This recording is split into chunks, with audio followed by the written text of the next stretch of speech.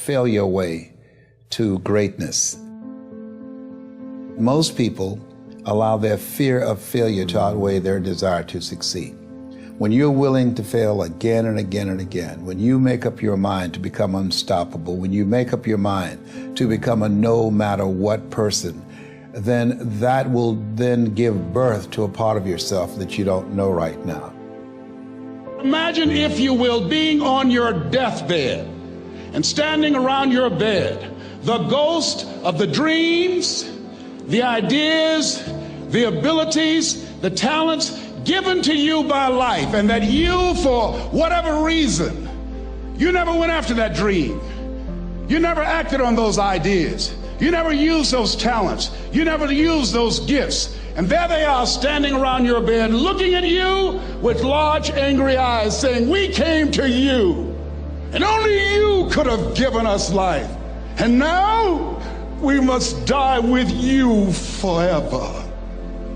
See, most people stop short of their dreams and park and get off the highway of life because of the rejections of life. You will always be rejected. It's no big deal. Jack Canfield said rejection is a myth. It's not like when somebody says no and then they slap you. No, it's just, to me, make no your vitamin. Get excited about the no. Why? Because every time someone says no, that brings you another step to a yes. You're getting closer. Trust me, you will win if you don't quit. You will win if you don't quit. Even a broke clock is right twice a day. As you go through the challenges of life and you look at it and embrace whatever comes to you, don't run from it. Step toward it. Don't try and duck it like most people do. See, most people want it easy. See, easy come, easy what? Easy go. See, but when you go at what you're going to deal with and you deal with the difficulties of it, when you handle those hard things close at hand, making those hard decisions right now that you don't want to make, learning those things that you don't like to do, but you know that in order for you to get where you want to go, this is one of the hoops that you have to flip through. And I'm saying to you, whatever you got to do, do it, because if you don't, life is going to whoop you until you surrender.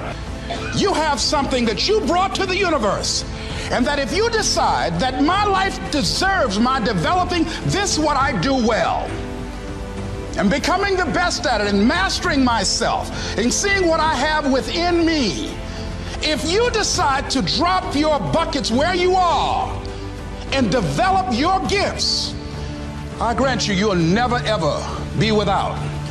I grant you that your gifts will take you places that will literally amaze you. I grant you that if you begin to work to develop your gifts, you'll develop a strong sense of happiness. You'll get a larger vision of yourself, because part of beginning to get a larger vision of yourself, all of us need some area of our lives where we can have a feeling of competence. That people know when they think about this area, that's something you do. That you eat and sleep that. And that you do that. You do that. Changing is not easy. But changing your life, changing habits, reinventing yourself, picking yourself up after life has knocked you flat on your back. I've got to say, when life knocked you down, try and land on your back, because if you can look up, you can get up. Well, that sounds cute, but that's not easy. When I was diagnosed with prostate cancer 17 years ago, that first time that happened, I said, hey, I can handle this. Then when it came back a year later, last year, 17 years later, and this time it metastasized to 7 areas of my body and ate 40% of my T1 vertebrae. Now the stakes are higher. It's just life saying, okay, Mr. Motivator, you beat cancer the first time. What you gonna do now? I started laughing. When the doctor told me, he said, why are you laughing? Are you in denial? I said, no. I said, I feel like Mother Teresa. He said, what do you mean? She said, Lord, I know you know how much I can bear. I just wish you to have so much confidence in me. I said, the stakes are higher.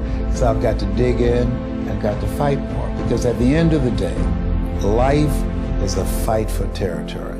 And once you stop fighting for what you want, what you don't want will automatically take over. And so it's a fight, it's a challenge in life every day. And what we have to do is embrace it. What we have to do is see it as a project to be worked on. In life, you will always be faced with a series of God-ordained opportunities, brilliantly disguised as problems and challenges. And so I see even cancer as a gift, as a God-ordained opportunity. If you died today, what dreams, what ideas, what talents, what books, what music, what leadership, what voice will die with you? There are a lot of people who are biting their fingers in fear that they might lose their jobs. But there are few people who have decided within themselves, I'm going to make it. Some people aren't waiting to be cut. Some people are moving on their own because they feel within themselves, I've got what it takes to make it. They're not afraid about tomorrow because of how they see themselves, because of what they feel that they deserve, because of what they feel that they can create for themselves. Because these people have decided, as they look at the future, as they look at themselves, there's a way. Where there's a will, there's a way for me to begin to create a way out of no way. And when you have that kind of consciousness, when you have that kind of spirit, nothing can stop you. Nothing.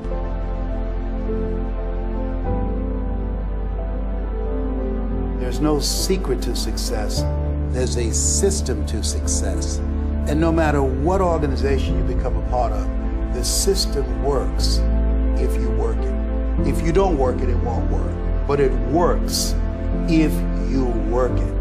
And that's one four-letter word that most people don't like. They're not willing to work it. There are winners, there are losers, and there are people who have not discovered how to win. And all they need is some coaching. All they need is some help and assistance, just a little support. All they need is some insight or a different strategy, a plan of action to make some adjustments that will open up the key to a whole new future for them, that will give them access to the unlimited power that they have within themselves. That's all that they need.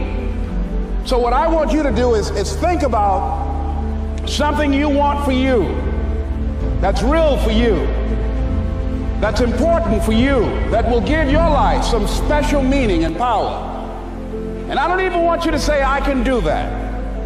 I don't want you to assume that. See, 5 years ago when I started out in this area, I would not have been able to make the mental leap that I would be up to where I am right now. I don't want you to begin to just psych yourself out. No. I want you to be able to say something to yourself that will enable you to maintain a level of integrity with yourself. That when you say this, even when you face tremendous setbacks, it will be a benchmark to keep you in the game, to keep you moving forward and experimenting and readjusting your strategy and your plan of action, continuously looking for ways to win. I think we have to reflect on, who am I? Why am I here? What drives me? If I died today, what 3 words would I want said about me if I died today? You know, what is it that defines me? You know, how do I define myself? So I went to the next mode necessary to start talking to people and seeking and asking for what I wanted and leveraging relationships and trying to find out, how do the people do it that went ahead of me? How do they do it? And then what is it I need to do? How is it I need to train myself, to develop myself? What's the resources that will be required in order to make it happen? And as I start seeking out and asking questions, I started running into people who said, I know someone who can help you do that. And they helped me get connected with those people. Remember, we have so much energy that can take us so far. It's necessary that you hook up with some other energy that can take you to the next level. I hooked up with them. They said, let's go. I said, away we go.